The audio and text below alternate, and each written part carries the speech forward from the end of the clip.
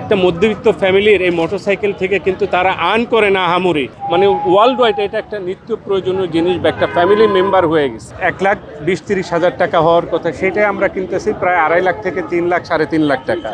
এইটাই আমাদের উপরে এমনিতে একটা বোঝা, এমন না মোটরসাইকেল কোনো বিলাসিতা না। বর্তমানে আপনারাও যারা সাংবাদিকতা করতেছেন তারাও কিন্তু মোটরসাইকেলের উপর ডিপেন্ডেবল। তার মানে কি এটা দিয়ে কি আপনারা আয় করতেছেন না, আপনাদের প্রয়োজনে কিন্তু আপনারা মুভমেন্ট করতেছেন। সরকারের কোনো যদি থাকে, কোথাও নিউজ প্রচার করা থাকে বা কোনো একটা দুর্ঘটনা ঘটলে বা কোনো একটা খবর থাকলে সেইটা আপনারা দ্রুততার সময় ওখানে গিয়ে আপনারা খবরটা প্রচার করতেছেন, তাই না? এবং সেটা বাহনটা কি মোটরসাইকেল। যদি আপনারা প্রাইভেট কার বা অন্যান্য বাহনে যান, আপনারা কিন্তু যে বলে না যে ডাক্তার আসার আগেই রুগী মারা গেছে, ঠিক আপনারা পৌঁছানোর আগে দেখা যায় ঘটনা ঘটে ওই জায়গায় সমাধান হয়ে গেছে, তথ্যটা আর আপনারা নিতে পারতেছেন না।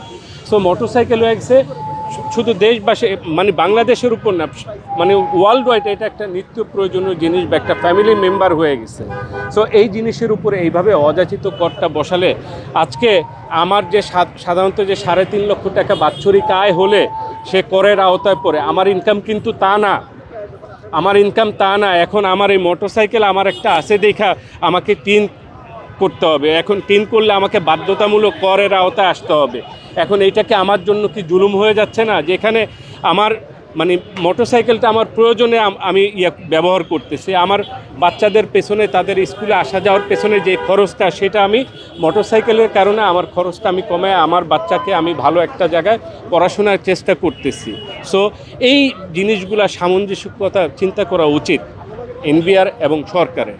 কারণ একটা মধ্যবিত্ত ফ্যামিলির এই মোটরসাইকেল থেকে কিন্তু তারা আর্ন করে না আহামরি। এমন না যে তারা বছরে বা মাসে লাখ লাখ টাকায় মোটরসাইকেল দিয়ে আর্ন করতেছে।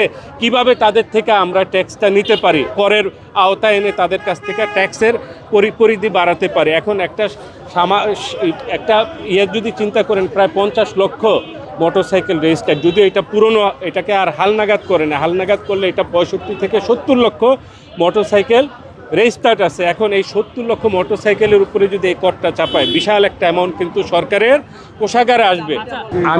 আমি যদি চিন্তা করি রাইড শেয়ারের পরিমাণটা বাড়ছে কবে থেকে, যদি দেখি করোনার পর থেকে। কেন? প্রচুর সংখ্যক মানুষ কিন্তু কর্মহীন হয়ে পড়ছে, বেকার হয়ে গেছে। তারা এখন না পারতেছে, গ্রামে গেলেও তো তাদের কোনো হচ্ছে না, ইনকাম সোর্স নাই যে তারা ফ্যামিলিকে নিয়ে সারভাইভ করতে পারবে। তারা বরঞ্চ এখানে বিলাসিতা না, তারা সারভাইভ করতেছে। আপনারাও যদি প্রয়োজনে যান, দেখবেন যে তারা কিভাবে একটা গন্তব্য থেকে আরেকটা গন্তব্যে ছুটে যায়।